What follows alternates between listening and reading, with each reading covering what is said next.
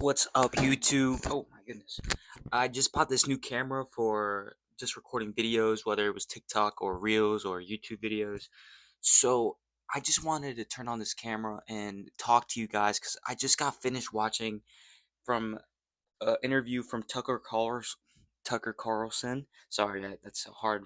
I don't know why that was so hard to say, but it was with President Nayib Bukele from El Salvador. So I guess I have some leverage to talk about this because my parents did migrate from El Salvador about 30 years ago to New York, where I was born and raised with my whole family, with my all my sisters and my siblings. Um, and yeah, so I just got finished watching the entire interview, and just to show you proof, I literally just finished it right now, and it's fresh on my mind, so that's why I want to talk about it. Now, President Bukele, he he's changed the country for the better in the past 3 years that he's been in office, and recently, as of I believe a few months ago, he just got reelected for another 5 years. So if you guys don't know the background story of what El Salvador was like back in the day, now when my parents grew up, they were in the midst of a war. Like, I remember my parents would describe it, it was called guerra. So it was just a war. That's all it really was. And a lot of people were dying. My grandpa, he got killed in the war. Uh, I bet thousands of people were affected in the war in El Salvador, especially in like the 70s, the 80s, the 90s. And it was such a bad place to be up until around this time frame, around 2020. That's when things started getting better because President Nayib Bukele got into office. Now, that background story, the reason I mention it was because my parents would never want to go back to El Salvador, in especially when I was younger. We went once in 2014, and even then it was like sketchy to be there. I remember just to go to a rental place, like there was people outside the car shop with like you rent a car there, right? They were holding guns right there, and it was creepy. I was probably 10 years old at that time, so it was very creepy to just be there, and it was extremely hot. So that was a terrible experience. You were there for 2 weeks, which is way too long. El Salvador is way too hot, but especially back then. Now, I went back last year. I went twice last year. I went once in March in the beginning of the year. Then I went again with my mother around the end of October, like the beginning of November, and it was so safe. Like we had no issues. Everything went perfect. Both times I went, and the first time in March when I went, I saw the whole country. I went for my 19th birthday.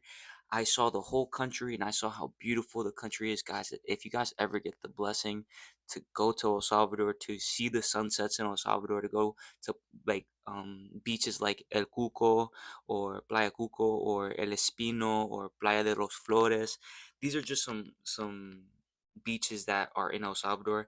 They're absolutely stunning, absolutely beautiful, and it was so safe. I had no fear at all. Probably the scariest part was just maybe the fact that there was no lights. Like that would probably be the scariest thing. But even then, I still felt safe. Um, Now watching this interview, I just want to reiterate everything that I just heard, and I know it was a lot of stuff. I wish I would have written it down, but I'm just spitting off the brain. Now, he talked about how he believes in God, and I remember one specific part in the interview when they were talking about like they were President Bukele was in his, I guess, office with his team of subordinates in office, and they began to pray because they were having a war. The gangs were in charge of the country, guys. Like you couldn't get around without seeing a gang member, and they were really known as MS-13. I have a half brother that's in jail right now for joining that gang and for committing a really bad crime, and that was everywhere over there. Like that, you couldn't escape being in war territory and gang territory. Now, President Bukele came in and he was like talking with his subordinates, and what are we gonna do? And they began to pray, and that's something that caught my eye because I've been having lately I've just been in my search for the truth, and a lot of the truth stems from God and having that prayer. and just staying close to him. And he mentioned it. He said that it's a miracle that the country has been flipped upside down and has been on the come up, and people see that around the world. Like people in like in the United States, across the entire planet, have been noticing what President Bukele has done, and he gave it to God. He prayed with his subordinates, and they were able to win the war against the gang. They called it the war against the gang. Now, they would also talk about other places like in the United States and talk about what we're doing, because clearly, guys, if you guys don't live under a rock, we're clearly going on the downhill. The United States is definitely on the downslope, and something's got to happen where there's got to be a group of people that come in and change what's happening, because I honestly believe that we're also on the downhill. Like, I'm looking to get out of the country as well. Like, I'm trying to go to Thailand. I would love to go to El Salvador, but it's really hot. I would love to see other places in the world. However, I love the United States, don't get me wrong, but I'm very scared for the future that we have in this country. And I know President Trump has this whole thing going on where he's in trouble and guilty with some. I think he bribed the chick after he smashed, and then he tried bribing her or whatever. And yeah, it's a very scary time we're living in. And I don't know if you guys saw that Simpson episode. I know I remember hearing about it earlier, but I was watching UFC 302 on Saturday, and I remember President Trump would be on the TV screen for UFC 302, and he was just there. And it reminded me of the time when I saw that Simpson episode when he was just going down the elevator, and then he faked his own death, or he had a death. I forgot the what the episode was like, but he was wearing the same exact thing, like the red tie, the blue suit. It was very trippy. So I'm just telling you guys now, when we look back at this, and hopefully somebody sees this video, when we look back and God forbid that President Trump dies, or of course we're all gonna die, but if he dies from a mysterious circumstances while he's president, just know it wasn't a coincidence. It wasn't just a coincidence. It, this was probably planned. Like this shit, there's probably evil people out here in the world, and in the world power, especially in America, that are probably evil and trying to do evil stuff to the country that wanted to go downhill. Because as President Bukele was talking about, we have the resources to be a power for generations. We have everything. We have the oil. We have the energy funds, we have the money, we are able to print money on demand. And he was just talking about how maybe it's a conspiracy theory, but we all know that it could be true.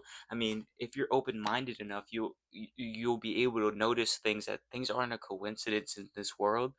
And there's something, there's a there's a spiritual war happening, and it's happening right now as we are growing up. Like, as I've grown up, I've seen that spiritual war continue to happen, and it's a very scary time we're living in.